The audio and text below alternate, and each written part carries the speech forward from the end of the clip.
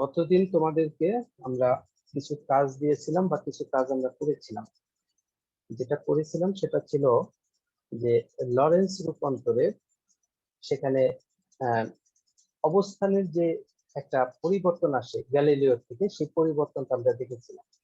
সেই পরিবর্তনটা দেখেছিলাম হলো তোমার এক্স প্রাইম, অর্থাৎ গতিশীল কাঠামো। সেখানে যে দুইটা কাঠামো ছিল, সেই দুইটা কাঠামোর রেসপেক্টেই আমরা কথাগুলো বলি।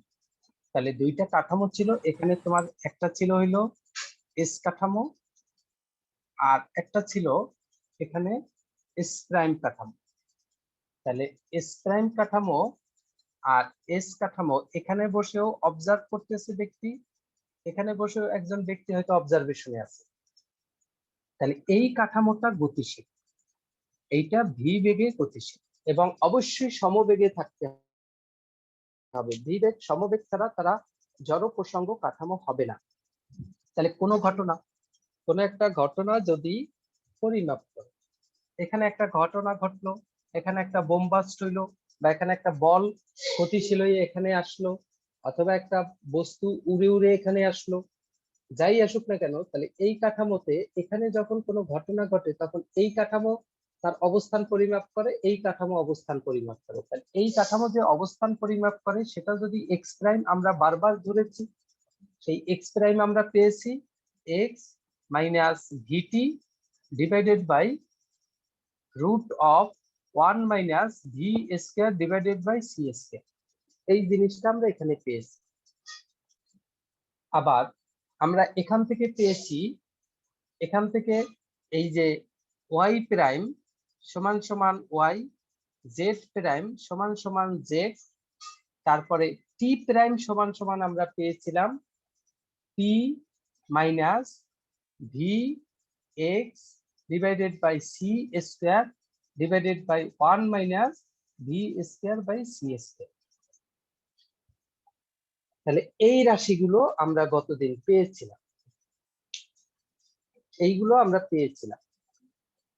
তা এইগুলো যে পেয়েছি তার রেসপেক্টে আমরা, এইগুলোকে বলা হয় লরেন্স রূপান্তর। ঠিক আছে? তো টাইমের হিসাবটা কি ঠিক আছে? T minus VX by C square. হ্যাঁ, তাহলে এর রেসপেক্টে বিপরীত লরেন্স ট্রান্সফরমেশনও আমরা ইজিলি লিখে ফেলতে পারি। তাহলে তুমি যে কোনো একটা ফরম্যাট মুখস্থ রাখবা, তাহলে অন্যটা ওই অনুযায়ী এক্স প্রাইমের জায়গায় এক্স, আর এক্স এর জায়গায় মানে নন প্রাইমের জায়গায় প্রাইম, প্রাইমের জায়গায় নন প্রাইম, আর হইলো ভি এর জায়গায় মাইনাস ভি বসাই দিলেই আমাদের বিপরীত ইকুয়েশনটা চলে আসে। তাহলে এখানে আমরা গতদিন যেটা বলেছিলাম, তাহলে এই কাঠামোতে এই যে ঘটনা ঘটা, বা এখানে মনে করো একটা একটা উড়ন্ত বস্তু উড়ে যাচ্ছে, তাহলে উড়ে যে যাচ্ছে তার বেগটাকে এই কাঠামো যা দেখবে, এই কাঠামো সেইটা দেখবে না, ভিন্ন দেখবে, সেইটা ভিন্ন দেখবে। এখন কথা হয়েছে যে যদি সেটা কম বেগে হয় তাহলে ভিন্ন দেখবে, কিন্তু এই যে উড়ে যাচ্ছে সেটা যদি খুব হাই বেগে হয়, হাই ভেলোসিটিতে হয়, উচ্চ বেগে, আলোর বেগের কাছাকাছি, তখন সে একই দেখবে, এই কাঠামো তার বেগ যা দেখবে এই কাঠামো তাই দেখবে। এই ছিল গ্যালিলিওর আর লরেন্সের ডিফারেন্স। তাহলে অ্যাকচুয়ালি বেগের ভিতরে সম্পর্কটা কি আসে সেইটা আমরা বের করতে চেয়েছিলাম। গতদিন তোমাদের একটা ফরম্যাট পর্যন্ত দেখানো হয়েছিল, এরপরে বলছিলাম নিজেদের বের করতে। তাহলে সেখানে আমরা কি করছিলাম, এইটাকে আমরা ডিফারেন্সিয়েশন করেছিলাম, আমরা সরাসরি ডেরিভেটিভ করে দিয়েছিলাম। তাহলে আমরা এই যে দূরত্বটাকে আমরা এটাকে লিখেছিলাম dx ইকুয়ালস টু, মানে dx prime equals to dx minus V DT divided by root of 1 minus V square divided by C square. এই জিনিসটা আমরা এখানে লিখেছিলাম। এখন এইটাকে মূলত যে ডেরিভেটিভ করেছি, আমরা তো অ্যাকচুয়ালি ডিফারেন্সিয়েশন করেছি সময়ের সাপেক্ষে। তাহলে এইটা আসছে, এইটা হয়তো তোমরা অনেকেই বুঝতে চাও না বা বুঝতে পারো না। এই এই ইকুয়েশনটাকে যদি আমি সময়ের সাপেক্ষে ডিফারেন্সিয়েশন করি তাহলে কি আসে, ডি এই এক্স প্রাইম, মূলত এক্স প্রাইম ছিল, একে যদি সময়ের সাপেক্ষে ডিফারেন্সিয়েশন করি তাহলে D DT of X prime, তাহলে লেফট হ্যান্ড সাইডকে যার সাপেক্ষে ডিফারেন্সিয়েশন করব, আমি যদি রাইট হ্যান্ড সাইডকেও একই জিনিস দিয়ে ডিফারেন্সিয়েশন করি তাহলে আমার কি আসবে রাইট হ্যান্ড সাইডে? এখানে আসবে এই যে D DT of X minus, টোটালটাকে ডিফারেন্সিয়েশন সময়ের সাপেক্ষে, তার মানে এই চলককে ডিফারেন্সিয়েশন মাইনাস এখানে ডিফারেন্সিয়েশন, তাহলে ভি হলো সমবেগ কনস্ট্যান্ট, তাহলে V D DT of T, তারপরে হইলো তোমার এখানে ডিভাইডেড বাই নিচেরটা পুরোটাই constant root of 1 minus V square by C square. বিষয়টা এরকম ছিল। তাহলে এইখানে এইটাকে দুই ভাবে এটাকে মেনশন করা যায়। এই ডি ডিটি আকারে যদি আমরা বলি তাহলে এক্স প্রাইম, তাহলে D DT in a body একসাথে একটা রাশি অপারেটর ডি ডিটি, তাহলে এক্স প্রাইম একে সময়ের সাপেক্ষে ডিফারেন্সিয়েশন ডি ডিটি একটা অপারেটর একসাথে একটা, কিন্তু এটাকে যদি আমরা এইভাবে লিখি D X prime D DT equals to D X DT minus V DT by DT divided by root of 1 minus V square by C square. তাহলে এখানে এইভাবে লেখার মধ্যে কোনো পার্থক্য নেই, একই জিনিস, কিন্তু এটাকেও আমরা বলতে পারি D DT of X prime, এটাকেও বলতে পারি D DT of X prime. অনেক সময় আমরা বলি D X prime divided by DT, যদি আমরা D X prime divided by DT বলি তখন কিন্তু এই সেন্সটা পুরো চেঞ্জ হয়ে যায়, তখন ডি এক্স প্রাইম একটা রাশি ডিটি আর একটা রাশি, দুইটা ভিন্ন রাশি হিসাবেও তাকে আখ্যায়িত করা যায়, দুইটা ভিন্ন রাশি, তখন ডিএক্স একটা রাশি ডিটি একটা রাশি। তাহলে আমরা যদি ডি ডিটি কে একসাথে বিবেচনা করি তখন অপারেটর, বা ডি ডিটি কে অপারেটর হিসেবে চিন্তা করি তাহলে ডি ডিটি একই একটা রাশি।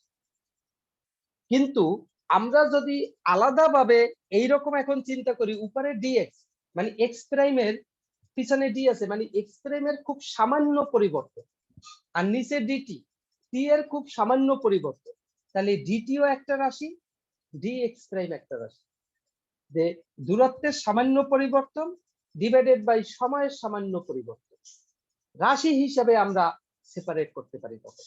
আর এই সময় তোমাদের কাছে মনে হয় যে এই ডি ডিটি তো একই সাথে, তাহলে আমরা কেন যোগ বিয়োগ গুণ ভাগ এভাবে আলাদা আলাদা করতে পারি? আলাদা আমরা করতে পারি। তাহলে এখানে এই দুইটা যদি সেপারেট রাশি হিসেবে চিন্তা করি, এখানেও ডিএক্স ডিটি সেপারেট রাশি, এখানে ডিটি ডিটি সেপারেট রাশি, তাহলে আমি যদি এখন ডিটি দিয়ে সবগুলো রাশিকে গুণ করি দুই সাইড কি, তাহলে এখানেও যদি ডিটি দিয়ে গুণ করি তাহলে এখানে আসে ডি এক্স প্রাইম সমান সমান রাইট হ্যান্ড সাইড এটাকে যদি ডিটি দিয়ে গুণ করি তাহলে ডিটি ডিটি কাটা যায়, এখানে থাকে ডিএক্স মাইনাস ভি ইনটু এই ডিটি ডিটি এখানে কাটা যায়, আবার একটা ডিটি দিয়ে আমি এখানে গুণ করছিলাম নতুন করে, তাহলে ভি ডিটি নিচে থাকতেছে root of 1 minus V square by C square. দেখো এই জিনিসটাই কিন্তু আমি এখানে লিখে ফেলেছিলাম একদম শুরু, ডেরিভেটিভ করেছে, আসলে আসছিল তো ডিফারেন্সিয়েশন থেকে, এগুলো কিন্তু তোমাদের ম্যাথমেটিক্সে এগুলা করে আসার কথা। তাহলে এখান থেকে আমরা এইটাকে আমরা ডেরিভেটিভ করছি এই ইকুয়েশনে, আর এই ইকুয়েশনেরও ডেরিভেটিভ বের করেছি, তাহলে একদম সিমিলার হইতে এটাকেও সময়ের সাপেক্ষে ডিফারেন্সিয়েশন করে এরপর ডিটি দিয়ে যদি উভয় পক্ষকে গুণ করে দেওয়া হয় তাহলে ওই সেম জিনিস পাবে। তাহলে ওইটাকে যদি আমরা ডেরিভেটিভ এটারও বের করি তাহলে এখানে টি প্রাইমের ডেরিভেটিভ আমরা কি পেয়েছিলাম, সেখানে পেয়েছিলাম DT minus V into DX divided by C square divided by 1 minus B square by C square, এইটা এই দুইটাকে আমরা ভাগ করে দিয়েছিলাম গতদিন, তাহলে ডি এক্স প্রাইম ডিটি সমান সমান ডিটি প্রাইম ভাগ করলে এইটা এইটা কাটা যায়, তাহলে এখানে রয়েছিল হইলো DX minus V DT divided by এখানে রয়েছে হইলো DT into V DX divided by C square. তাহলে এখানে যদি এখন তোমার এই জিনিসটার পরিবর্তে যেহেতু ডি এক্স প্রাইম এখান থেকে পরিমাপকৃত দৈর্ঘ্য আর এখানের পরিমাপকৃত সময়, সেই দৈর্ঘ্যকে সময় দিয়ে ভাগ করা হয়েছে, মানে খুবই অল্প দৈর্ঘ্যের পরিবর্তন, খুবই অল্প সময়ের পরিবর্তন দিয়ে ভাগ করা হয়েছে, তাহলে এখানে পাওয়া যাবে বেগ এবং এই কাঠামোর সাপেক্ষে বেগ। তাহলে এই কাঠামোর সাপেক্ষে বেগটাকে ভি এক্স প্রাইম বলবো, এবং এইটা যেহেতু এক্স অক্ষ বরাবর অবজারভেশন হয়েছে, সুতরাং এটাকে আমরা ভি এক্স প্রাইম বলবো। ভি এক্স এক্স অক্ষ বরাবর বেগ, আর প্রাইম মানে এস প্রাইম কাঠামোর ব্যক্তির সাপেক্ষে ঘটনার বেগ। তাহলে এখান থেকে আমরা বলতে পারি dx minus V DT divided by DT minus V DX C square. এখন যদি আমরা বজ্র গুণন করে দেই, তাহলে আমরা এখানে কি পাই? এখানে বজ্র গুণন করলে আমরা পাবো V X prime DT minus V DX আর V X prime by C square equals to, এখানে যদি হিসাব হয় তাহলে ডিএক্স মাইনাস ভি ডিটি। এখন যদি এক্স এর টার্মগুলো এক পাশে থাকে, এটা যদি এ পাশে নিই তাহলে হয় DX plus V DX V X prime by C square equals to, আর এটা যদি এ পাশে নিয়ে আসি তাহলে হয় V X DT V X prime DT plus V DT. তাহলে এখান থেকে যদি আমি এখন ডিএক্স কমন নিই তাহলে আমার হয় 1 plus V V X prime by C square, আর এখানে যদি ডিটি কমন নিই তাহলে হয় V X prime plus V. তাহলে আমি যদি এখন এটাকে একটু ঘুরিয়ে দিই, ডিএক্স ডিটি হিসাব করি, তাহলে আমাদের এখানে কি চলে আসে? আমাদের এখানে চলে আসে হলো ডিটি, তাহলে V X prime plus V divided by, এখানে রুট নাই, 1 plus V V X prime divided by C square. তাহলে এইটার পরিবর্তে আবার লেখা যায় ভি, তাহলে এক্স অক্ষ এই এস কাঠামো থেকে বেগ, তাহলে এস কাঠামো থেকে বেগ এবং সেটা এক্স অক্ষ বরাবর বেগ, সেটাকে আমরা ভি এক্স লিখলাম। তাহলে V X prime plus V divided by 1 plus V V X prime divided by C square. এই জিনিসটা এখান থেকে পাওয়া যায়। তাহলে এখানে বেগের যে রাশিমালা পাওয়া যায়, এখানে সম্ভবত আমরা ভি প্রাইম বের না করে আমরা বজ্র গুণন করে দিয়েছিলাম এইটার সাথে, তখন ওইখানে টার্মটা একটু কমপ্লেক্স হয়ে গেছিল। তাহলে এটার মানটা লিখে তারপরে বজ্র গুণন করলে সরাসরি ফরম্যাটে চলে আসে। তাহলে আমাদের সম্ভবত ওইখানে সমস্যাটা ছিল কি মুমতাহিনা? সমস্যা কি ওখানে ছিল? জি স্যার। স্যার আপনি ওখানে ভিটাও বাদ দিয়ে দিয়েছিলেন, ওর জন্য সমস্যা। ওখানে ওটাও বাদ দেওয়া হয়েছিল, তা হয়তো ওখানে ভুলে সেটা ওইভাবে হিসাব হয়েছিল। তাহলে এখানে ফাইনাল টার্মটা ভি এক্স প্রাইমের বা ভি এক্স এর কি আসে? ভি এক্স এর টার্মটা কি আসে? তাহলে ভি এক্স এর টার্মটা আসে হলো যে ভি এক্স ইকুয়ালস টু কি পাইছি? V X prime plus V divided by 1 plus V V X prime divided by C square. এই টার্মটা পাওয়া গেছে। তাহলে এটা কোন কাঠামোর বেগ? এস কাঠামোর বেগ। এস কাঠামোর বেগ কোন কাঠামোর বেগের মাধ্যমে বর্ণনা করছি? এস প্রাইম কাঠামোর বেগের মাধ্যমে বর্ণনা করছি। তাহলে এস প্রাইম কাঠামোটা কি? গতিশীল কাঠামো। তাহলে গতিশীল কাঠামোর বেগের মাধ্যমে বর্ণনা করেছি, এটাকে বেগের লরেন্জের বেগের রূপান্তর বলে, কিন্তু বিপরীত রূপান্তর বলা হয়। তাহলে লরেন্জের বেগের বিপরীত রূপান্তর। তাহলে আমরা বলেছিলাম তোমাদেরকে যে এখানে যদি আমরা কোনোভাবে একটা রূপান্তর পাই, তাহলে তার বিপরীত রূপান্তরটা আমরা নিজেরা লিখে ফেলতে পারি প্রাইমের জায়গায় নন প্রাইম। তাহলে আমরা যদি বিপরীত জায়গায় লিখি এটা, আর ভি এর জায়গায় মাইনাস ভি, তাহলে আমরা এখানে লিখতে পারি x equals to x prime, এই ভি এর জায়গায় মাইনাস ভি হলে এই মাইনাস আর মাইনাসে প্লাস হয়ে যায়, প্লাস ভি এটা t prime divided by root of 1 minus V square by C square.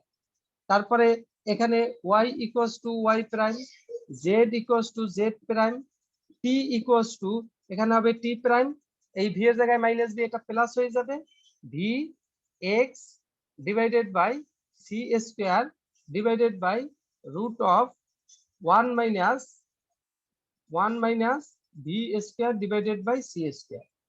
আর এইখানে তোমার হইতেছিল ভি এক্স প্লাস ভি এইটা। তাহলে দেখো বিপরীত ট্রান্সফরমেশনের ইকুয়েশন এইগুলো।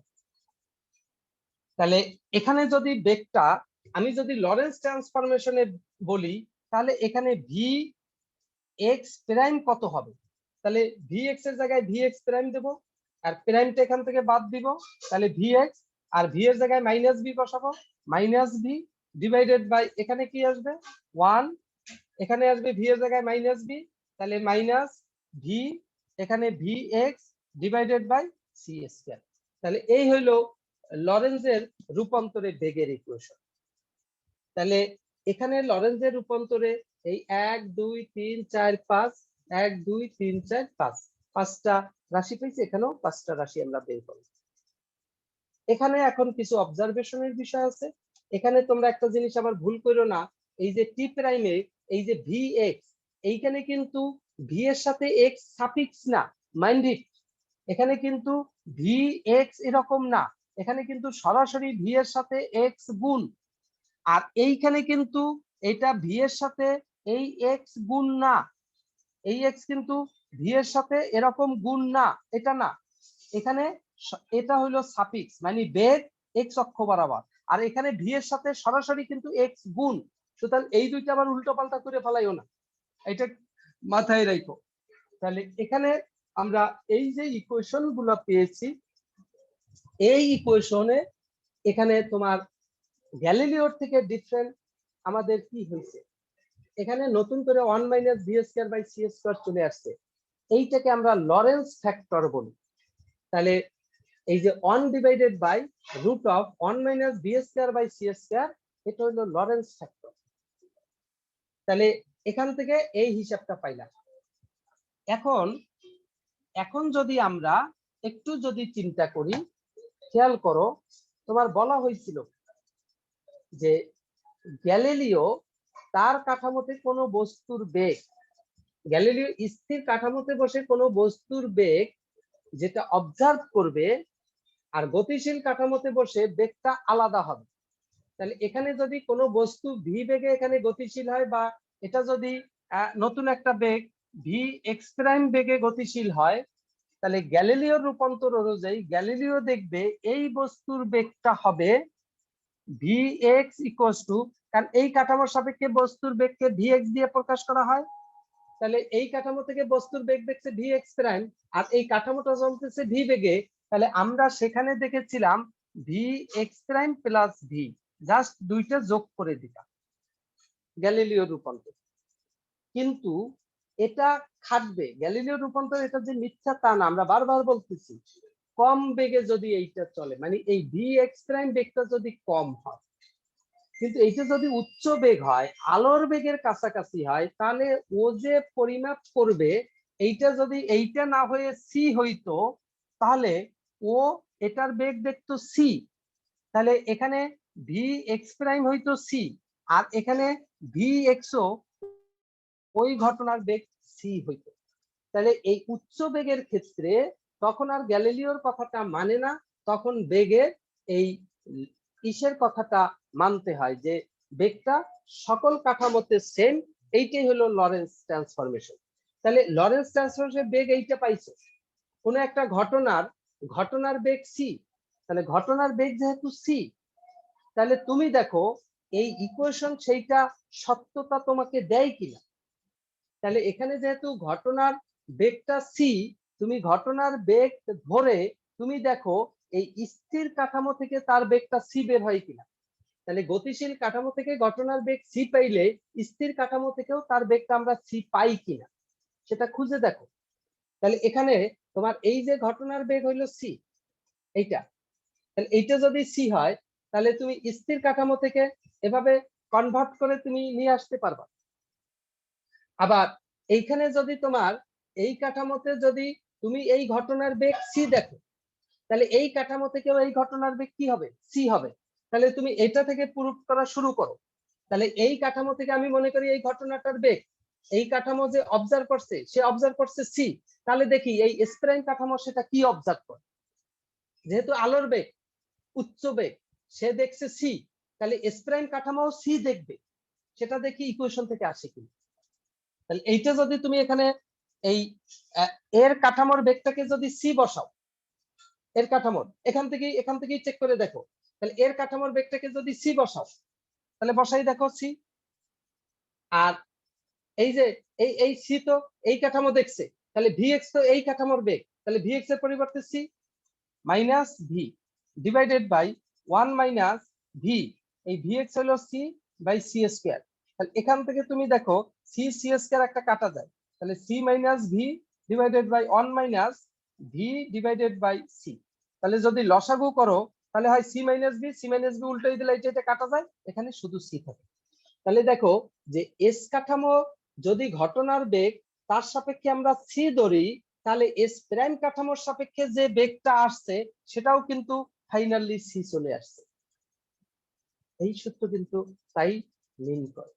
এটা এই সমীকরণ দিয়ে যদি তুমি ভেরিফাই করতে পারবা।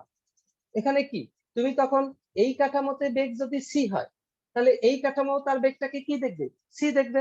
তাহলে তুমি এই কাঠামোতে সি বসাই দেখো, তাহলে ভিএক্স, তাহলে এই কাঠামো মনে করি গতিশীল কাঠামো দেখলো তার বেগটা সি, তাহলে সি প্লাস এখানে তো ভি আসি, আর এখানে অন প্লাস এই যে ভি, এটা হলো সি, এই সি স্কয়ার এটা কাটা যায়, লসাগু করলে সি প্লাস ভি কাটা যায়, এখানেও সি থাকে। তার মানে গতিশীল কাঠামো যদি কোনো বস্তুর বেগটাকে এই আলোর বেগটাকে সি দেখে, তাহলে স্থির কাঠামো সেটাকে সি দেখে। এটা কিন্তু প্রুফ হয়ে গেল। এটাই ছিল আমাদের বেগের লরেন্স ট্রান্সফরমেশনের বিষয়। তাহলে বেগের উপরে আমরা একটু কথা বলে নিলাম। আর একটা বিষয় আমরা একটু কথা বলি, সেটা দেখো টাইমের উপর। তাই টাইমের যে বিষয়টা, টাইমের বিষয়ে তোমার এখানে কি যে দুইটা ঘটনা, এখানে এই কাঠামোতে যদি এখান থেকে একটা বস্তু আমি ছুড়ে দিই বা একটা পাখি ওড়া শুরু করে, আর এখানে যদি একটা বোম বাস্ট হয় এখানে, তাহলে যখন পাখিটা ওড়া শুরু করছে ঠিক ওই সময় এখানে বোম বাস্ট হয়েছে, এখানে বোম বাস্ট হয়েছে।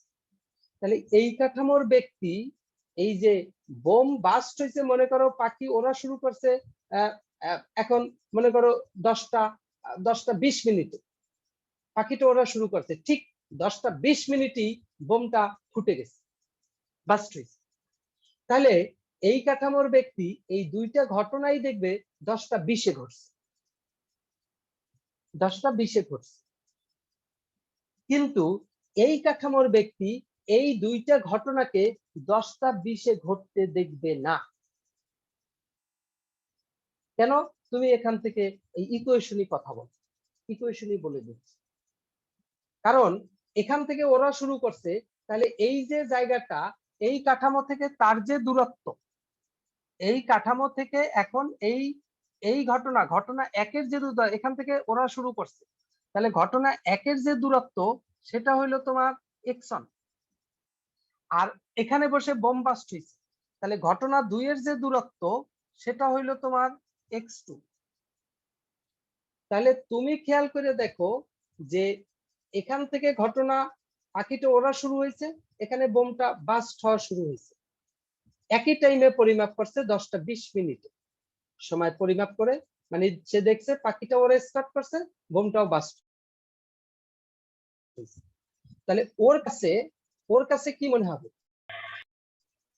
এই ঘটনাটা যদি 10টা 20 মিনিটে ঘটে, এই ঘটনাটা তার কাছে এই কাঠামোর ব্যক্তির কাছে 10টা 20 মিনিটে ঘটবে না।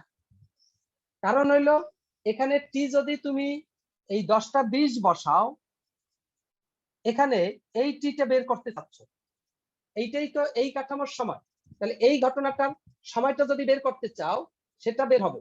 তাহলে এই ঘটনাটা এই কাঠামোর ব্যক্তির সাপেক্ষে ঘটছে 10টা 20-এ, 10টা 20 বসাও মাইনাস ভি, এই কাঠামো যে বেগে যাচ্ছে এটা হলো কনস্ট্যান্ট, আলোর বেগ কনস্ট্যান্ট, নিচে 1 minus V square by C square constant, এই এক্স মনে করো এখানে এটা হইলো 5 মিটার, তাহলে এক্স যদি 5 বসাও, এই বেগ কনস্ট্যান্ট এটা জানা আছে, এগুলো যদি সব জানা থাকে, তাহলে 5 বসাইলে এখানে 10টা 20 বসাইলে এখানে টি এর একটা মান আসবে। কিন্তু এই ঘটনা ঘটার সময় যদি আমি এই কাঠামোর সাপেক্ষে বের করতে চাই, তাহলে এই ঘটনাটাও এই কাঠামোর সাপেক্ষে ঘটছে 10টা 20-এ, তাহলে 10টা 20 যদি এখানে বসাও, এই ঘটনাটা, তাহলে তুমি এইখানের এই যে টি কি পাবা, সেই ক্ষেত্রে এই যে এক্স, ভি তো আগের মতো থাকবে, সি আগের মতো থাকবে, সব আগের মতো থাকবে। এক্স আগে যেটা বসাইছিল 5 মিটার, এখন যদি এই x2 এইটা মনে করো 8 মিটার, তাহলে এইখানে যদি 8 বসাও, তাহলে এই যে টি এর যে নতুন এখন মানটা পাবা, এই মানটা সম্পূর্ণ আলাদা মান পাবা। তার মানে এই কাঠামোর ব্যক্তি এই ঘটনা যে টাইমে অবজার্ভ করবে, এই ঘটনা সেই টাইমে অবজার্ভ করবে না। তাহলে দুইটা ঘটনা, এই কাঠামোর দুইটা ঘটনা, গতিশীল কাঠামোর দুইটা ঘটনা স্থির কাঠামোর ব্যক্তি ভিন্ন ভিন্ন সময়ে পর্যবেক্ষণ করে। আর গতিশীল কাঠামোর এই যত ঘটনাই ঘটুক, ওই ঘটনাগুলো ওই গতিশীল কাঠামোর ব্যক্তি একই টাইমে মূলত পর্যবেক্ষণ করে। তাহলে এখানে কিন্তু সাধারণত এরকম একটু সেন্স কাজে খাটাইতে হয়, যে বিভিন্ন সময় এরকম সেন্স কাজে লাগতে পারে যে গতিশীল কাঠামোতে কোনো ব্যক্তি সাধারণত সেখানে ঘটে যাওয়া দুইটা ঘটনার ভিতরে কোনো টাইম ইন্টারভেল নাও পেতে পারে, কিন্তু স্থির কাঠামোতে বসে ওই ঘটনা দুইটাই যদি পর্যবেক্ষণ করে, তখন স্থির কাঠামোর ব্যক্তি ওই দুইটা ঘটনার ভিতরে সময়ের ব্যবধান পেতে পারে। তার কাছে তাহলে ঘটনা দুইটা একই সময়ে ঘটতেছে না, তাহলে সময় চেঞ্জ হয়ে যাচ্ছে। এটাই ছিল গ্যালিলিও থেকে লরেন্স রূপান্তরের ডিফারেন্স, পার্থক্য ছিল। তাহলে এই বিষয়গুলো আমরা একটু এখানে দেখব বা দেখলাম। এই মূলত আমাদের লরেন্স ট্রান্সফরমেশন, গ্যালিলিও ট্রান্সফরমেশনের টোটাল ইতিহাস চলে গেল। আর এখানে আমরা মূলত এই যে ঘটনার যে টাইম, এখানে কিন্তু একটা বিষয় তোমরা কনফিউজড হয়ে যাও, সেটা হলো টাইম পরিমাপ করবা। এটা নির্দিষ্ট সময় মাপো অথবা সময়ের ব্যবধান চিন্তা করো, একই বিষয়, দুইটাই চিন্তা করা যাবে। যে ঘটনা ঘটছে, পাখিটা ওড়া শুরু করছে, বোমটা বাস্ট হওয়া শুরু করছে 10টা 20 মিনিটে, 10টা 20 মিনিট, এটা নির্দিষ্ট সময়, 10টা 20ই বসবে টি এর জায়গায়। কিন্তু এখানে যদি কেউ এরকম চিন্তা করে, পাখিটা 10টা 20-এ ওড়া শুরু করছে, 10টা 25 পর্যন্ত উঠছে, তাহলে টাইম ব্যবধান সেক্ষেত্রে 5 মিনিট। বোমটা বাস্ট হওয়া শুরু করছে, বাস্ট হইতেছে হয়তো 10টা 20-এ শুরু হয়েছে, 10টা 25-এ শেষ হয়েছে, টাইমের ব্যবধান। তাহলে এই কাঠামো সময় দেখুক, নির্দিষ্ট সময়টা দেখুক, বা ঘটনাটা ঘটার টোটাল সময়ের ব্যবধানটা পরিমাপ করুক, একই পরিমাপ,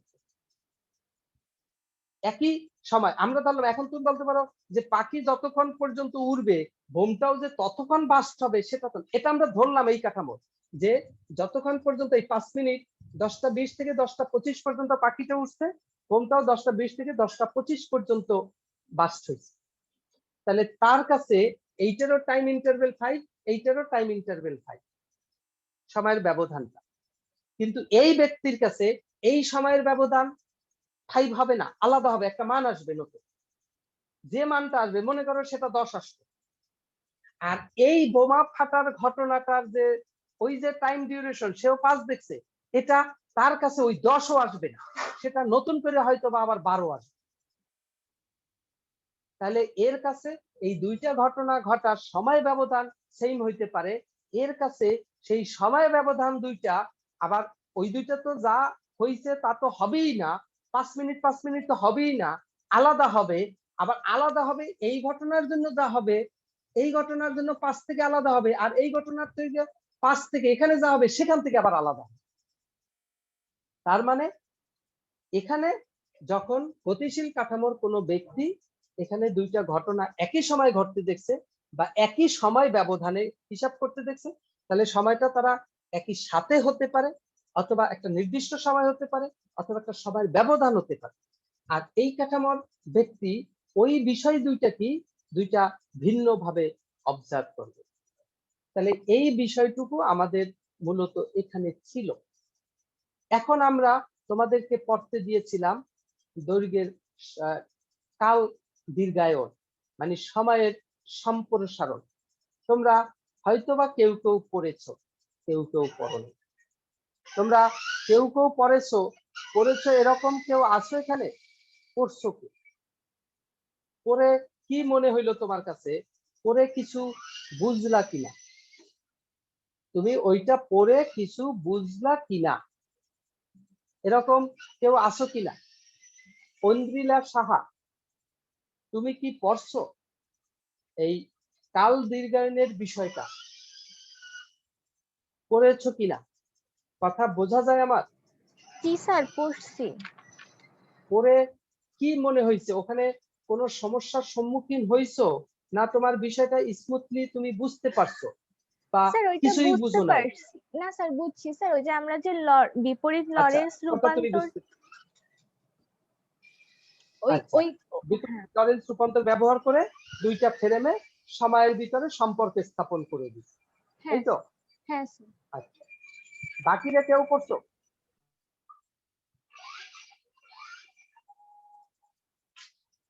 মোবাইলটা পড়ে যাবে না? বাকিরা কেউ করছো কিনা? বাকিরা এই শেফা করছো? আছো? নুসরাত, সাবিহা, শেফা।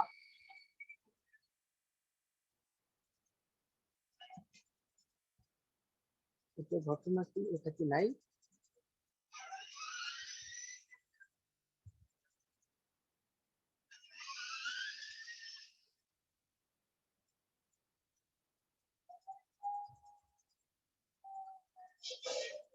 পরমি করছো?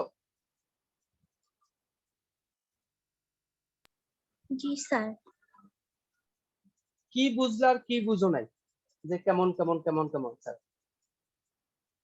বিষয়গুলো কেমন কেমন?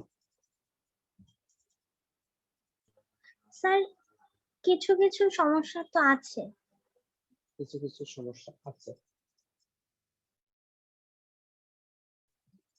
সুসি কি পড়ছো? সুমাইয়া, সুসি জি স্যার পড়েছি। পড়ে তুমি কি ওখানে পেয়েছো, মানে কি বুঝতে পেরেছো আর কি বুঝতে পারো নাই, না সম্পূর্ণটাই বুঝেছো? স্যার ঠিক সম্পূর্ণ না, মানে জাস্ট পড়ে গিয়েছি। আচ্ছা, তা এরকম আসলে আমরা পড়েছি, পড়ে ওখানে একটু ঝামেলা আমাদের কাছে সৃষ্টি হওয়ার কথা। ওখানে ঝামেলা না হইলেও ঝামেলা অঙ্ক করার সময় বা ডিফারেন্ট হিসাব করার সময় তোমারে সমস্যায় ফেলাবে। তা এই যে তোমার সবচেয়ে তোমরা ভুল করো কিন্তু দৈর্ঘ্য সম্প্রসারণের, মানে টাইম রিলেশন, এই এখান থেকে তোমরা অঙ্কের ভুলগুলো তোমরা বেশি করো। এখানে অঙ্কগুলো ছোট ছোট, কিন্তু বেসিকটা খুব স্ট্রং। বেসিকটা যদি খুব স্ট্রংলি নিয়ে আসতে পারো, অঙ্ক করতে সময় লাগে 1-2 মিনিট, 1 মিনিটও লাগে না। এটা 3 মার্কসের কোশ্চেনে আসুক আর 4 মার্কসের কোশ্চেনে আসুক, অঙ্ক করার হিসাব খুবই ছোট, কিন্তু চিন্তাটা হইলো অনেক বড়। তোমার বেসিকটা খুব স্ট্রং থাকতে হবে। এখানে আমরা কিছু প্রবলেম ফেস করি, হয়তো একটা পড়েছি এই জন্য আমরা আমাদের ঝামেলায় আমরা পড়ি নাই। আমরা যখন আরেকটা পড়বো, দৈর্ঘ্যের সংকোচনটা যখন দেখব, লাইন লেন্থ কনস্ট্রাকশনের বিষয় যদি আমরা চিন্তা করি, তাহলে সেক্ষেত্রে আমরা দেখব যে ওই জায়গাটা পুরোপুরি পুরোপুরি যখন কাল দীর্ঘায়নের বিষয়টা ছিল, তার সাথে কেমন আবার উল্টো উল্টো মনে হয়। এজন্য কাল দীর্ঘায়ন তোমাদের পড়তে বলেছি, তোমরা সবাই পড়েছো।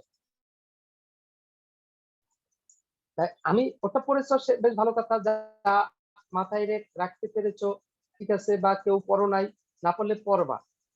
আর আজকে আমরা দৈর্ঘ্যের সংকোচন নিয়ে কথা বলবো। দৈর্ঘ্যের সংকোচন নিয়ে কথা বলার সাথে সাথে ওটা যেহেতু মানে যদি কেউ পড়ে থাকো, তাহলে তাদের সাথে তখন ওইটা তারা মিলানোর চেষ্টা করবা, এবং একটা কনফ্লিক্ট সৃষ্টি হইতে পারে।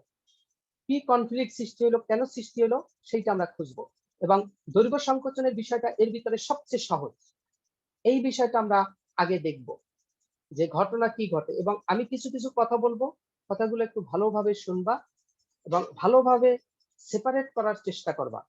এটা সেপারেট করতে পারলে তোমার অনেক মানে বিষয়গুলো সহজ হয়ে যাবে। তা এখানে বিষয়গুলো হলো এরকম যে, মনে করো তোমরা 3 বান্ধবী মিলে তোমরা অবস্থান করতেছো।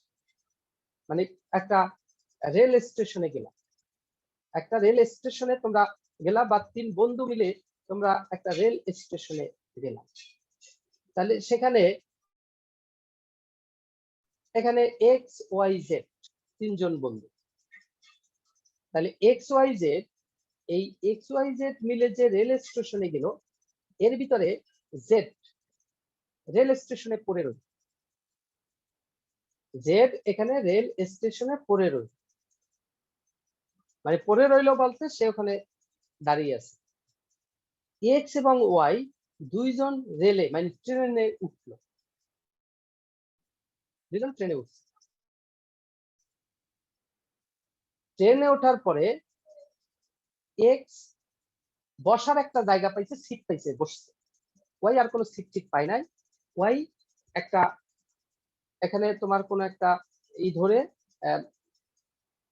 রড টড ধরে বা কোনো একটা বাহু ধরে সে দাঁড়িয়ে আছে, বা একটা হ্যান্ডেল ধরে দাঁড়িয়ে আছে। তাহলে এটা দাঁড়িয়ে আছে হলো ওয়াই ট্রেনের ভিতরে, এক্স বসে আছে, এক্স সিটে বসে আছে। আর জেড সে কিন্তু রেল স্টেশনে প্ল্যাটফর্মে, ট্রেন এখন স্টার্ট করলো, ট্রেন সমবেগে স্টার্ট করলো। এখানে বেগটা সমবেগ হতে হবে, কারণ সমবেগ না হলে প্রসঙ্গ কাঠামো হবে না, আর প্রসঙ্গ কাঠামো না হলে এই ঘটনাগুলো প্রমাণের যুক্তিকতা হারাবে। তাহলে ট্রেনটা যদি সমবেগে গতিশীল হয় তাহলে এখন এক্স যদি ওই ওয়াই কে দেখে বা ওয়াই যদি এক্স কে দেখে কি মনে হবে তাদের কাছে? এক্স যদি জেড কে দেখে বা ওয়াই যদি জেড কে দেখে তাহলে কি মনে হবে? পারস্পরিক দেখার ভিতরে পার্থক্য কোথায়? যেহেতু ট্রেনটা সমবেগে যাচ্ছে, ট্রেনের ভিতরে এক্স অবস্থান করতেছে, ট্রেনের ভিতরে ওয়াই অবস্থান করতেছে, তাহলে এক্সও কিভাবে যাচ্ছে? নিঃসন্দেহে সমবেগে যাচ্ছে। ওয়াই কিভাবে যাচ্ছে? সেও সমবেগে যাচ্ছে। জেড কি? রেল লাইনের উপরে বা প্ল্যাটফর্মে স্টেশনে স্থির, সে কোনো বেগে চলতেছে। এখন জেড যখন ট্রেনের দিকে তাকাবে তখন ট্রেনকে সে বিবেগে চলতে দেখবে, যখন সে এক্স এর দিকে তাকাবে তখন এক্স কে কত বেগে চলতে দেখবে?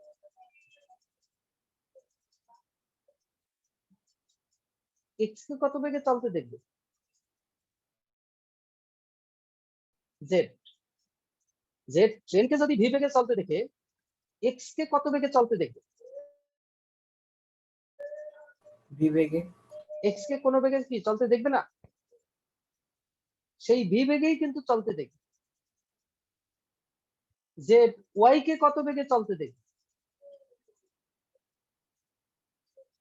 ভি বেগে ওয়াই চলতে তো দেখবে। ট্রেনের ভিতরে, তাহলে ভি বেগে চলতে দেখবে। তাহলে জেড দেখবে এক্স ও ভি বেগে গতিশীল, ওয়াই ও ভি বেগে গতিশীল, দুইজনেই গতিশীল। এক্স যদি ওয়াই এর দিকে তাকায় তাহলে সে কি দেখবে? এক্স ওয়াই কে কি দেখবে? ভি বেগে গতিশীল দেখবে ট্রেনের ভিতরে, স্থির দেখবে। সে কিন্তু আর গতিশীল দেখবে না। এক্স ওয়াই কে দেখবে সে স্থির। কিন্তু এক্স যদি জেড এর দিকে তাকায় তাহলে কি হবে? জেড এক্স কে দেখছিল ভি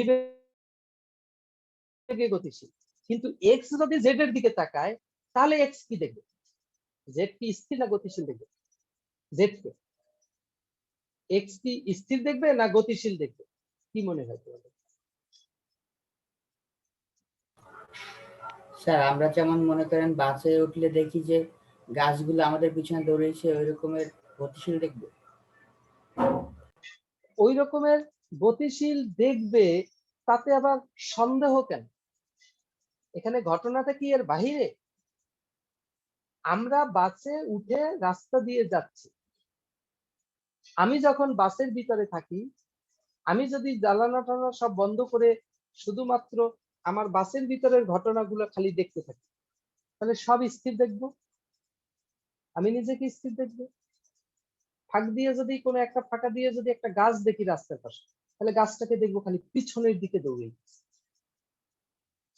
তাহলে এখানে যখন এক্স ট্রেনের ভিতরে এক্স নিজেকে নিজে স্থির দেখবে, কিন্তু সে যদি জেড এর দিকে তাকায় তাহলে দেখবে জেড পিছনের দিকে দৌড়াইতেছে। শুধু জেডই দৌড়াইতেছে না, জেড যেখানে দাঁড়ানো, যে প্ল্যাটফর্মের উপরে দাঁড়ানো, সেই প্ল্যাটফর্মকেও মনে করবে যে পিছনের দিকে দৌড়াইতেছে। এবং কত বেগে দৌড়াইতেছে পিছনের দিকে, কত বেগে দৌড়াইতে দেখবে। ট্রেন যে বেগে সামনে যাচ্ছে, কত ভি বেগে, তাহলে এক্সও ভি বেগে সামনে যাচ্ছে। আসলে এক্স নিজে নিজেকে স্থির দেখতেছে, কিন্তু আসলে তো ভি বেগে সামনে যাচ্ছে। তাহলে ওই এক্স জেড কে দেখবে সে ভি বেগে এক্স যেখানে আছে তার উল্টো দিকে দৌড়াইতেছে। তোমরাও তাই দেখো, বাসে উঠলে যে বেগে বাস যাচ্ছে, তুমি তাকাইলে দেখো গাছটা সমপরিমাণ বেগে পিছনের দিকে দৌড়াইতেছে, সমপরিমাণ বেগে পিছনের দিকে দৌড়াইতেছে। এইটা তুমি দেখো। তাহলে ওখানে যদি ওয়াই যদি জেড এর দিকে তাকায়, তাহলে ওয়াই কি দেখবে? জেড কে। ওয়াই তো ট্রেনের ভিতরে ছিল, ওয়াই তো দাঁড়ানো ছিল, তাহলে সে কি জেড এর দিকে তাকাইলে জেড কি স্থির দেখবে? কোন সুযোগ আছে? সেও দেখবে জেড গতিশীল। কোন দিকে গতিশীল? সে ওয়াই দেখবে সে তার জায়গায় দাঁড়িয়ে আছে, সেখান থেকে পিছনের দিকে সে সরে যাচ্ছে, অর্থাৎ ট্রেন তার মতো করে সেখানে স্থির এবং পিছনের দিকে জেড দৌড়াইতেছে। কিন্তু বাস্তবে জেড কিন্তু দৌড়াইতেছে। আবার জেড যখন দেখবে ট্রেনের দিকে তাকাবে, তখন জেড দেখবে ট্রেন সামনের দিকে দৌড়াইতেছে। তাহলে আমরা যে বলি স্থির কাঠামো আর গতিশীল কাঠামো, আসলে এই দুনিয়াতে স্থির আর গতিশীল বলতে কিছু নেই, পরম স্থির পরম গতিশীল বলতে কিছু নেই, সাপেক্ষে চিন্তা করতে হয়। তাহলে এখানে তুমি যতই চিন্তা করো যে ওই প্ল্যাটফর্মে জেড আছে, জেড স্থির কাঠামো, প্ল্যাটফর্ম স্থির কাঠামো, কিন্তু যদি ট্রেনের সাপেক্ষে বলি, তাহলে ট্রেনের সাপেক্ষে প্ল্যাটফর্ম কিন্তু গতিশীল কাঠামো, আর প্ল্যাটফর্মের সাপেক্ষে ট্রেন গতিশীল কাঠামো। তাহলে ট্রেনের সাপেক্ষে প্ল্যাটফর্ম যদি গতিশীল বা জেড ব্যক্তি যদি গতিশীল হয়, সেক্ষেত্রে ওই ট্রেনটাকে স্থির ধরা হয় আর জেড গতিশীল হয়ে গেল। আর জেড যদি দেখে তাহলে এক্স ওয়াই বা ট্রেন গতিশীল, তখন জেড কে স্থির ধরা হয়, এক্স ওয়াই এবং ট্রেন তাদেরকে গতিশীল ধরা হয়। তাহলে এখানে তুমি চিরন্তন ভাবে একটাকে স্থির একটাকে গতিশীল বলতে পারবা না।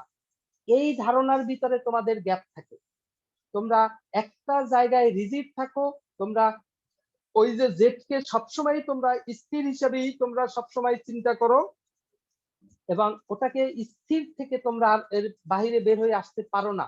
এইটা তোমাদের এখানে ভুল করার বা না বোঝার একটা উপাদান হিসেবে কিন্তু কাজ করে। তাহলে কোনোভাবে এভাবে চিন্তা করা যাবে না। তুমি একটা রকেটে করে যাচ্ছ, পৃথিবী থেকে যদি রকেটটা দেখে, পৃথিবী দেখবে রকেটটা গতিশীল, কিন্তু রকেটের ভিতরে তুমি আছো, তুমি যদি পৃথিবীর দিকে তাকাও, তুমি তোমাকে দেখবা স্থির, তুমি দেখবা পৃথিবী গতিশীল। এবং তাই হিসাব করতে হবে। তুমি যদি রকেট থেকে তুমি যদি সবকিছু হিসাব করো, তোমার নিজেকে স্থির ধরে পৃথিবী সব গতিশীল কাঠামো ধরে চিন্তা করতে হবে। আবার তুমি যদি পৃথিবীতে থাকো, পৃথিবী থেকে রকেটের যদি মুভমেন্ট তুমি অবজার্ভ করো, তাহলে তোমাকে স্থির ধরে রকেটের সব ঘটনাকে গতিশীল বিবেচনা করতে হবে। তাহলে আসলে সিচুয়েশনটা কোন জায়গায় কিভাবে, সেটা কিন্তু আমাদের অবজারভেশনের ব্যাপার, মানে চিন্তার বিষয়। আমরা যেন এই জায়গা থেকে বিচ্যুত না হই, আমরা কোনোটা যেন ফিক্স করে না রাখি। এইটা তোমরা রাখো বিদায় অনেক ঝামেলা হয়। তাহলে এই একটা সেন্সের আমাদের চিন্তা ভাবনায় আমরা একটা পরিবর্তন আনবো, বা এভাবে আমরা চিন্তাটা করব। আরেকটা বিষয়, ওই যে এক্স ওয়াই জেড এর কথা বলেছিলাম, এক্স ওয়াই জেড, ওয়াই ব্যক্তি দাঁড়িয়ে আছে, এক্স বসে আছে, জেড প্ল্যাটফর্মে দাঁড়িয়ে আছে।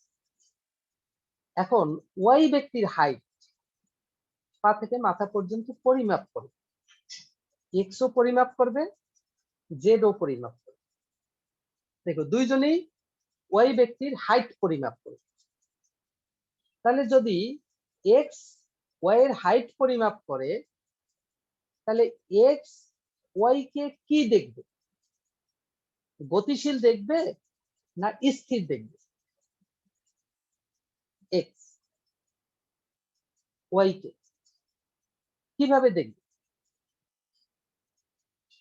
এক্স এবং ওয়াই তো ট্রেনের ভিতরে, ট্রেন তো ভি বেগে গতিশীল, এক্স ও ভি বেগে গতিশীল, ভিও ওয়াই ওর ভি বেগে গতিশীল। অর্থাৎ তুমি একটা বাসে তোমার সিটে বসে আছো, সেখান থেকে 3 সিট সামনের একটা সিটের তুমি হাইট মাপবে। তাহলে তোমার বাসটা 5 কিলো দূরে গেলেও এই 2 সিটের মধ্যবর্তী দূরত্বের কি কোনো ব্যবধান হয়?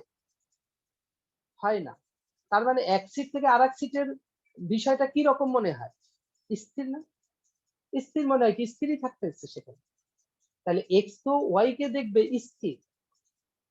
তাহলে এক্স ওয়াই এর যে হাইট পরিমাপ করবে, তাহলে স্থির একটা কাঠামো, একটা স্থির বস্তুর হাইট পরিমাপ করছে বা দৈর্ঘ্য পরিমাপ করছে। এক্ষেত্রে ট্রেন যদি অসমবেগে চলতো তাহলে একটা বিষয় থাকতো, কিন্তু ট্রেন তো সবসময় সমবেগে চলতেছে এবং সমবেগে চলার ক্ষেত্রেই এখানের এই ঘটনা। তাহলে এখানে এখানে ওই ট্রেনের ভিতরে যে এক্স, সে ওয়াই এর হাইট মাপবে, আর জেড, ট্রেনটা অনেক দূরে যাচ্ছে, মনে করো জেড এর চোখের পাওয়ার খুব ভালো, সে স্পষ্ট ভাবে ট্রেনের ভিতরে ঘটনা সব দেখতেছে, সে ওয়াই কে খুব স্পষ্ট ভাবে দেখতেছে, এক্স কেও স্পষ্ট ভাবে দেখতেছে। সে দেখলো এক্স ওয়াই এর হাইট মাপা শুরু করলো, ওই স্টেশনে বসে জেডও ওয়াই এর হাইট মাপা শুরু করলো, জেডও ওয়াই এর হাইট মাপলো। কিন্তু জেড এর সাপেক্ষে ওয়াই কি স্থির ছিল না গতিশীল ছিল? জেড এর সাপেক্ষে জেড তো ছিল প্ল্যাটফর্মে, তাহলে সে ছিল গতিশীল, আর এক্স এর সাপেক্ষে ওয়াই কিন্তু ছিল স্থির। তাহলে এই দুইজনে যে হাইট পরিমাপ করলো, এই দুই হাইট একই হবে না, ভিন্ন। এটাই হইল দৈর্ঘ্যের আপেক্ষিকতা। এখন ওই যে এক্স যে হাইটটা পরিমাপ করলো ওয়াই এর, সেইটা যা আসবে মান, জেড ওয়াই এর যে হাইট পরিমাপ করবে সেই মানটা তার থেকে কম আসবে, ছোট হবে। কেন হবে, কি হবে, আমরা এখন দেখাই। তাহলে এই যে একজনের হাইট যা পরিমাপ করলো যদি একই না হয়, তার মানে একটা ছোট হবে একটা বড় হবে। তাহলে এই যে ছোট হইল বড় হইল, এখানে এখানে আরেকটা বিষয়, যে দুইজনেই হাইট পরিমাপ করলো বা দুইজনেই দৈর্ঘ্য পরিমাপ করলো,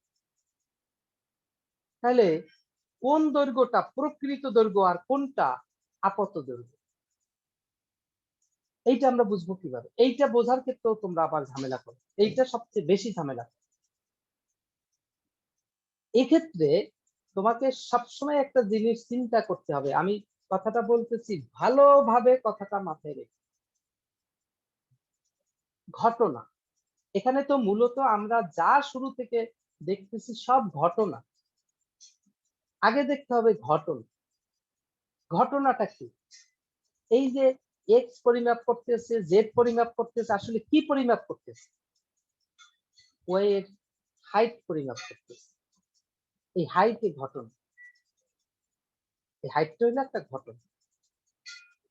তাহলে এই যে ঘটনা পরিমাপ করতেছে, ঘটনা অর্থাৎ তুমি যাকে পরিমাপ করতেছ, যাকে পরিমাপ করবা তার সাপেক্ষে সবসময় মাইন্ডেড, যাকে পরিমাপ করবা তার সাপেক্ষে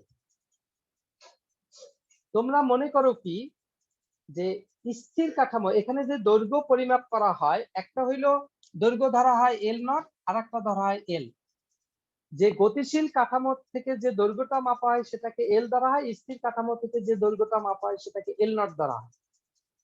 এটাই সত্য, এটাই বই পুস্তকে লেখা আছে। তোমরা এই ক্ষেত্রে গতিশীল কাঠামো বলো টেরেনটাকে, এক্স কে, তাহলে এক্স যে দৈর্ঘ্য মাপবে সেটা হবে এল, আর ওই জেড যে দৈর্ঘ্যটা মাপবে সেই স্থির কাঠামো, সে ওয়াই দৈর্ঘ্য মাপতেছে, তাই সে যে দৈর্ঘ্য মাপবে সেটা হবে এল নট। এইখানে তোমাদের ধারণায় ভুল, এবং এই দৈর্ঘ্য দৈর্ঘ্য সংকোচনের সাথে এই কাল দীর্ঘায়নের পুরোপুরি তোমরা উল্টাই পাল্টাইয়া ভেজাল বানাই। এই চিন্তাটা তোমাদের ভুল, চিন্তাটা এইরকম না, কখনো এইরকম চিন্তা করবা না। তুমি কি রকম চিন্তা করবা, কথা যেটা বলতেছি ভালো করে শুনো। যার দৈর্ঘ্য পরিমাপ করবো, যে ঘটনা,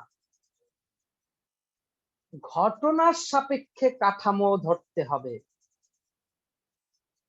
যার দৈর্ঘ্য পরিমাপ করব তার সাপেক্ষে স্থির কাঠামো থেকে পরিমাপকৃত দৈর্ঘ্যকে এল নট ধরা হয়, এবং যার দৈর্ঘ্য পরিমাপ করব তার সাপেক্ষে গতিশীল কাঠামো থেকে ওই ঘটনার পরিমাপকৃত দৈর্ঘ্যকে এল ধরা হয়। কথা বুঝেন?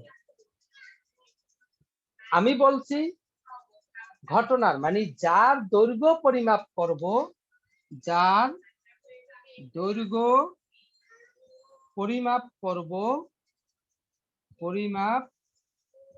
করব যার দৈর্ঘ্য পরিমাপ করব সেখানে যেতে হবে। তাহলে আমরা এক্স ওয়াই জেড এই তিনটার ভিতরে কার দৈর্ঘ্য পরিমাপ করতে গেছিলাম? এক্স এর, ওয়াই এর, না জেড এর? ওয়াই এর। ওয়াই এর দৈর্ঘ্য পরিমাপ করছে কি একজন না দুইজন? বাকি দুইজন করছে। তাহলে যার দৈর্ঘ্য পরিমাপ করব তার সাপেক্ষে, ভালো করে চিন্তা করো, তার সাপেক্ষে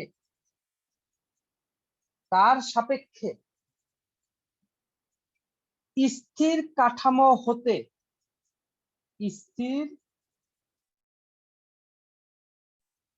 কাঠামো হতে পরিমাপকৃত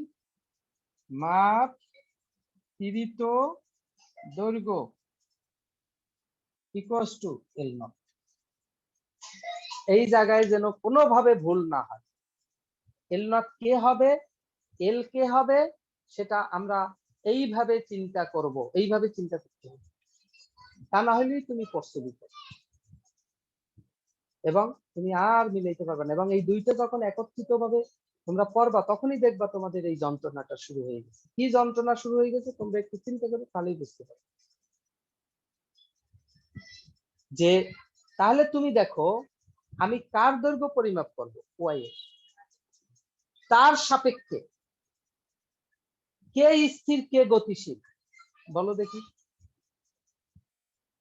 মাপছে তো তাকে এক্স এবং জেড, ওয়াই এর দৈর্ঘ্য। যার দৈর্ঘ্য পরিমাপ করব, ওয়াই এর দৈর্ঘ্য পরিমাপ করব, ওয়াই এর সাপেক্ষে এক্স স্থির না জেড স্থির?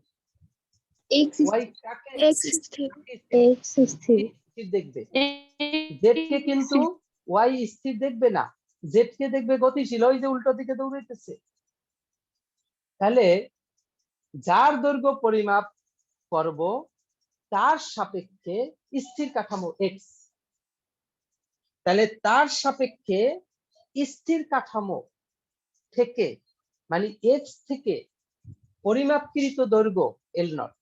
তার মানে এক্স যে দৈর্ঘ্যটা মাপবে ওয়াই সে হবে এল নট। তাহলে এটা আর বাকিটা হবে উল্টা। যার দৈর্ঘ্য পরিমাপ করব তার সাপেক্ষে গতিশীল কাঠামোর পরিমাপকৃত, তার সাপেক্ষে গতিশীল কাঠামো হতে পরিমাপকৃত দৈর্ঘ্য তাই তার সাপেক্ষে গতিশীল কাঠামো ছিল জেড, তাই জেড থেকে পরিমাপকৃত দৈর্ঘ্যটা হবে এল। কিন্তু তোমরা বাস্তবে চিন্তা করো এরকম যে জেড স্থির, জেড যখন ওয়াই এর দৈর্ঘ্য পরিমাপ করবে সেটা হবে এল নট, আর এক্স গতিশীল, এক্স যখন ওয়াই এর দৈর্ঘ্য পরিমাপ করবে সেটা হবে এল। ভুলেও সেটা হবে। এই যখনই এল এল নট ধরাটা উল্টো হয়ে যায়, পুরো ইকুয়েশন উল্টো হয়ে যায়, সব উল্টো হয়ে যায়। সুতরাং এই জায়গাটায় 100% তুমি অ্যাটেনশন দিবে। এই যে কথাটা আমি বলেছি, এই কথাটা যেন চুল পরিমাণ নড়চড় না হয়। তুমি এভাবে ধরে যদি তুমি আগাও, তাহলে তুমি দৈর্ঘ্যের ভিতরে তোমার যদি কোনো ঝামেলা থেকে থাকে সেটা ঠিক হবে, সময়ের ভিতরে যদি কোনো ঝামেলা থেকে থাকে সেটাও ঠিক হবে। এই সেন্সটা দিয়ে আগানোর চেষ্টা করব। তোমরা অঙ্ক এখানে মুখস্থ করে যাওয়ার মতো অঙ্ক বইয়ে করা আছে, এই সূত্র এভাবে করার চেষ্টা করবা না, তোমরা একটু এগুলা মাথার ভিতরে নিয়ে বোঝার চেষ্টা করবা। কারণ পরীক্ষার সময় সূত্র তুমি এমনিই লিখতে পারবা, তুমি অঙ্কও করতে পারবা, কিন্তু ওই সূত্রের কোন রাশিটা কি হবে, কোনটা এল হবে কোনটা এল নট হবে, এইটা বোঝাটা কিন্তু কঠিন। এইটাই তোমরা উল্টা লেখো অলওয়েজ। সুতরাং এইটা যদি বুঝে লিখতে পারো তাহলে তো সূত্র লিখতেই পারবা, সূত্রে বসাইতেও পারবা। এর সঠিকভাবে এল নটের জায়গায় এল নটই যদি ধরতে পারো, এল এর জায়গায় এলই যদি ধরতে পারো, তাহলে তো আর কোনো সমস্যা নেই। কিন্তু তুমি যদি সূত্র লিখলা যেটা এল নট হবে সেটাকে যদি তুমি এল ধরে ফেলো, যেটা এল হবে সেটাকে এল নট ধরে ফেলো, তাহলে তো তোমার হিসাব উল্টো হয়ে যাবে। সুতরাং সূত্র লিখে অঙ্ক করা কোনো ঘটনা না, ঘটনা হচ্ছে এই দুইটা রাশি বোঝা ধরা, এইটাই হলো ফিজিক্স। তাহলে এখান থেকে তোমার এভাবে চিন্তাটা করবা যে যার দৈর্ঘ্য পরিমাপ করব তার সাপেক্ষে স্থির কাঠামো হতে পরিমাপকৃত দৈর্ঘ্য এল নট, এবং যার দৈর্ঘ্য পরিমাপ করব তার সাপেক্ষে গতিশীল কাঠামো হতে পরিমাপকৃত দৈর্ঘ্য এল। এইখানে কোনটা আসল একুরেট দৈর্ঘ্য আর কোনটা মানে কম বেশি দৈর্ঘ্য? এখানে একুরেট দৈর্ঘ্য হলো যার দৈর্ঘ্য সে মাপে সেইটা একুরেট, অর্থাৎ যার জিনিসটা সে বলে বা ব্যাখ্যা করে বা হিসাব করে সেইটা বেশি একুরেট।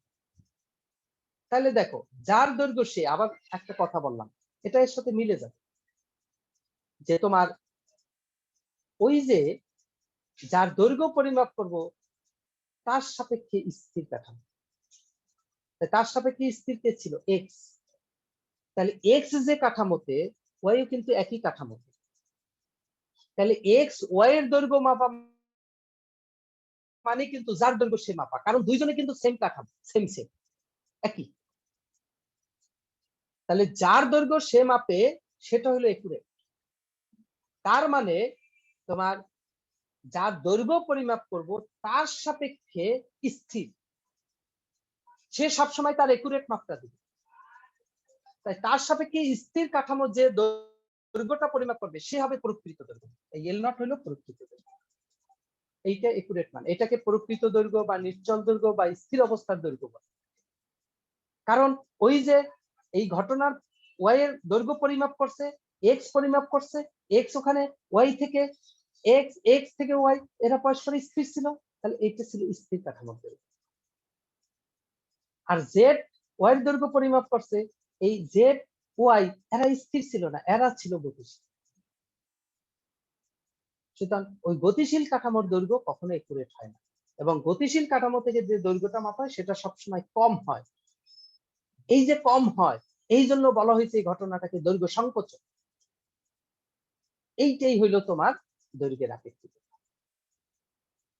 তাহলে এইটা যদি আমরা এখন প্রমাণ করতে চাই, এই প্রমাণটা একদমই ইজি একটা প্রমাণ, এটা সবচেয়ে সহজ। তুমি এখানে যে আমরা দুইটা কাঠামো বলি, আমরা যদি দুইটা কাঠামো লিখি, একটু খেয়াল করো, দুইটা কাঠামো যদি এখানে লিখি তাহলে আমরা কি লিখতে পারি? এই এই একটা কাঠামো, এইখানে আরেকটা কাঠামো, এইটা এস কাঠামো, এইটা এস প্রাইম কাঠামো। এই এস প্রাইম কাঠামোটা ভি বেগে গতিশীল, এই বেগটা উচ্চ বেগ, এটা অনেক উচ্চ বেগ। এটা মনে করো তুমি এই যে বেগটা, এইটা অনেক উচ্চ বেগ এবং এই বেগটা মনে করো আলোর বেগের কাছাকাছি। তাহলে এইখানে একজন ব্যক্তি আছে, এই কাঠামোতে এখানেও ব্যক্তি আছে, এইখানে যে কোনো ভাবে এটা একটা ট্রেন বা একটা প্লেন যা ধরো, এর ভিতরে এরকম কোন একটা বস্তু এরকম আটকানো অবস্থায় আছে, একটা বস্তু এখানে যে কোনো ভাবে আটকাই দিছে। এই বস্তুর দৈর্ঘ্য পরিমাপ করতেছে, এও পরিমাপ করতেছে, এও পরিমাপ করতেছে। তাহলে এই কাঠামো, এইটা দৈর্ঘ্য পরিমাপ করলে এই মাথা আগে সে স্থানাঙ্ক বের করলো, এ বের করলো সেটা x1 প্রাইম, আর এই মাথার দৈর্ঘ্য বের করলো x2 প্রাইম। তাহলে এই বস্তুটার যে দৈর্ঘ্য মাপবে সেটা হবে L নট সমান সমান x2 prime minus x1 prime, এবং এটা L নট। কারণ কি? কারণ হইলো এই কাঠামোর উপরেই কিন্তু এই বিষয়টা। তাহলে কাঠামো যদি বিবেগে গতিশীল, এই বিষয়টাও বিবেগে গতিশীল, তাহলে এই ব্যক্তি এই বস্তুটাকে সবসময় একই জায়গায় দেখবে মনে করে সবসময় স্থির।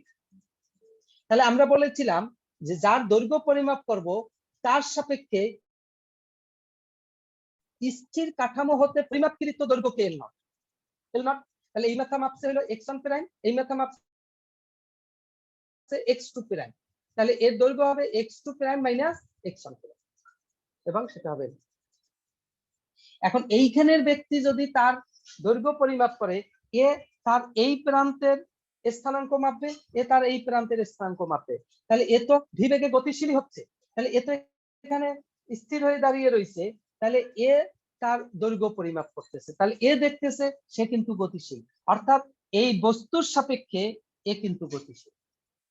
তাহলে গতিশীল কাঠামো হতে পরিমাপকৃত দৈর্ঘ্যটাকে এল বলা হয়। তাহলে এখানে এল হবে হইলো এই কাঠামো থেকে এইখানের এই মাথার দৈর্ঘ্য যদি সে মাপে x2 আর এই মাথার দৈর্ঘ্য যদি মাপে x1, তাহলে তার দৈর্ঘ্যটা হবে এটা x2 মাইনাস x1। এবং আমরা বলি এই কাঠামো থেকে সব x x, আর এই কাঠামো থেকে সব প্রাইম, এই জন্য এখানে প্রাইম দিচ্ছে, এখানে শুধু x দিচ্ছে। এখন যদি আমরা যদি এর দৈর্ঘ্যটাকে আমরা লরেন্স ট্রান্সফরমেশনে যাই, যে এখানের x1, সেই x1 প্রাইম সমান সমান এখানের এ যে পরিমাপ করছে এই মাথা দৈর্ঘ্য x1 প্রাইমটা এ পরিমাপ করছে x1 প্রাইম, আর এই কাঠামো পরিমাপ করছে এটাকে x1, তাহলে সেটাকে আমরা লিখতে গেলে কি লিখি? x1 minus vt divided by root of 1 minus v square by c square. আর লরেন্স ট্রান্সফরমেশন কেন ব্যবহার করলাম, কেন গ্যালিলিও করলাম না? কারণ এটা তো উচ্চ বেগে চলছে, এখানে গ্যালিলিও খাটবে না, এগুলো সবসময় এটা উচ্চ বেগে চলার ক্ষেত্রেই এই অবজারভেশন সঠিক হবে। তাহলে এই জন্যই আমরা লরেন্স ট্রান্সফরমেশনে গেছি। তাহলে এখানে এইটা আমরা লিখতে পারি, আবার x2 আমরা লিখতে পারি প্রাইম সমান সমান x2 minus vt divided by 1 minus v square by c square root.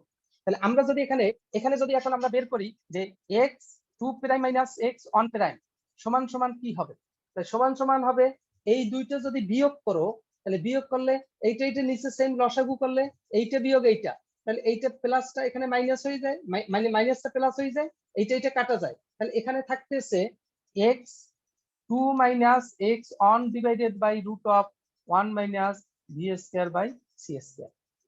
আবার x2 মাইনাস x1 কে আমরা বলতে পারি l, আর এইটাকে বলতে পারি l নট। তাহলে l naught equals to l divided by root of 1 minus v square by c square. এই হইলো আমাদের সেই বিখ্যাত সূত্র, দুইটার ভিতরে সম্পর্ক স্থাপন।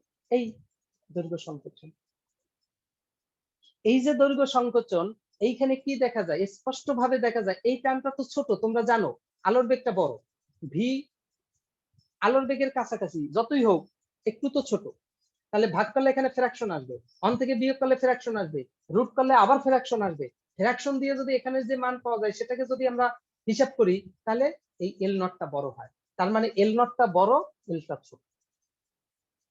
তাহলে গতিশীল কাঠামো থেকে যে দৈর্ঘ্যটা মাপা হয় সেটা সবসময় ছোট হয়। গতিশীল কাঠামো কার সাপেক্ষে?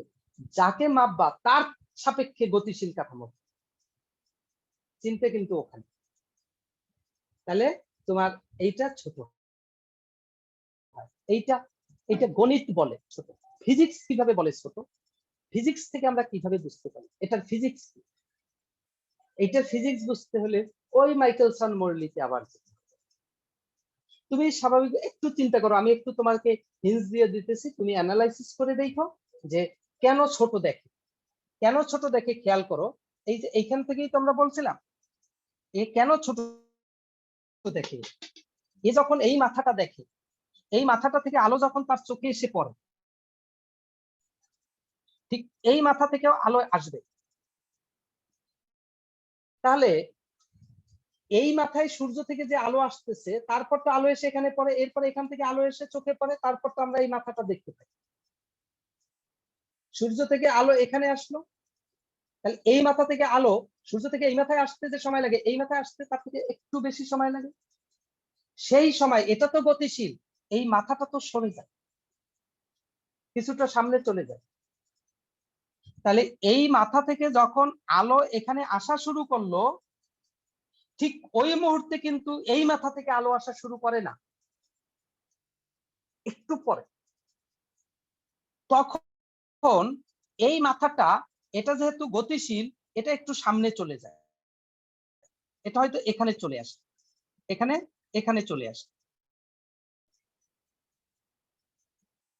তখন এই মাথাটাও এখানে চলে আসে, এই মাথা এখানে চলে আসে, এই মাথাটাও যখন এখানে চলে আসে, আলটিমেটলি আলো তো আসবে একটা হলো শীর্ষবিন্দু থেকে, একটা পাদবিন্দু থেকে। তাই পাদবিন্দু থেকে এখান থেকে আসার কথা, তাহলে আলো আসার সাথে সাথে এটা কিছু সামনে চলে যাওয়ার কারণে এই পাদবিন্দুটাও সামনে চলে যায়, আলোটা আসে এখান থেকে। তাই আলো যখন এখান থেকে আসে, আর একটা আলো এখান থেকে আসে, তখন ও দৈর্ঘ্য পরিমাপ করে এতটুকু। আসলে তো দৈর্ঘ্য এতটুকু না, দৈর্ঘ্য তো এতটুকু। ওই যে একটু সামনে চলে গেছে, ওইটুকু আর পরিমাপ করতে পারে, যার কারণে এর কাছে এই দৈর্ঘ্যটাকে ছোট মনে হয়। আমি একটু হিন্স দিলাম, ওই মাইকেলসন বলে ওই যে সেটআপটা সামনে চলে যায়, তখন আলো আর সোজা না যায়, কিন্তু বাঁকা পথে যায়, আলো কিন্তু বেশি দূরত্ব অতিক্রম করে। এখানে ঘটনাটা এটা হলো ফিজিক্স। তাহলে এভাবে একটু চিন্তা করো, এই বিষয়টা হিসাব করো। এরপরে তোমরা কাল দীর্ঘায়নে ঢুকো। কাল দীর্ঘায়নে ঢুকলেই তখন দুইটার ভিতরে ডিফারেন্স কোথায়, কি গন্ডগোলটা বাজে, সেটা তোমরা বের করতে পারবে। তাহলে এটা দিয়ে কাজ করো, এই বিষয়টা মাথায় রেখে অঙ্ক আছে 2-3টা অঙ্ক 2-3টা করো, এরপরে কাল দীর্ঘায়নে দেখো সমস্যা কি হয়। নেক্সট আমরা কাল দীর্ঘায়ন ঠিক করে দিই। আর ভরের বৃদ্ধিটাই এই এত ঝামেলা, এগুলো খুব একটা নেই, ওটা বেশি ইজি। তাহলে এখানে কাল দীর্ঘায়নটাই মূলত ঝামেলা করে, আর দৈর্ঘ্য সংকোচনে অত ঝামেলা নেই। যে কথা বলছি সেই কথাগুলো একটু যেন মাথায় সেপারেট করে রাখি, ওই কথা তুমি কাল দীর্ঘায়নে তুমি ব্যবহার করতে পারো। ওকে, আল্লাহ হাফেজ। কারো কোনো কোশ্চেন আছে কিনা এখানে? আছে? তাহলে আমরা রেখে দেবো। ওকে, তাহলে ওই দুইটা দেখো, তারপর আগামী দিন দেখে দেখো যে এর ভিতরে কি ঝামেলা বাজে, কি কি কোশ্চেন থাকে, সেগুলো বের করো, তারপরে জিজ্ঞেস করো।